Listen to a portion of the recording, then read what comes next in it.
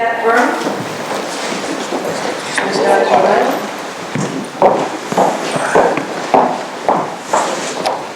Good evening, Madam Chair, members of the committee. Thank you so much for your time.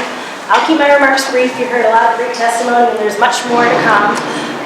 But I'm here on behalf of People's Power and Light. We're a Rhode Island nonprofit based in Providence, and we do work both in Massachusetts and Rhode Island. We are active members on the leadership team for the Energize Coalition. And I'm up here to just point out some of the highlights from the REMA study and the great findings they found.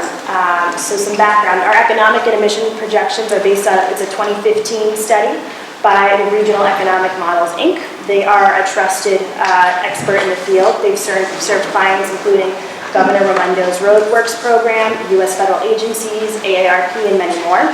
They work with governors across the country to estimate the impact of proposed taxes and programs, and their work is widely used by other state legislators.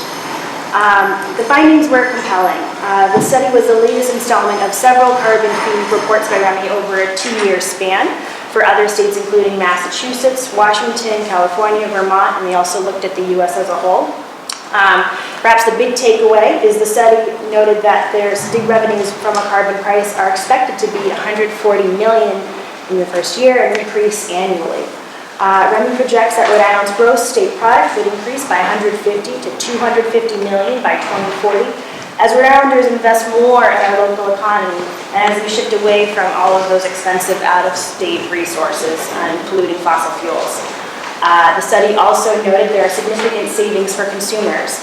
About 80% of Rhode Island residents would come out ahead from the rebate, and my colleague Priscilla will talk a little bit about the rebate in a moment.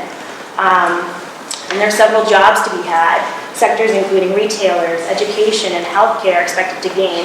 Not to mention, this will enhance our clean energy economy. OER had a report not too long ago that noted that our clean energy economy grew by 40% in 2015. This will serve to boost those numbers here in Rhode Island.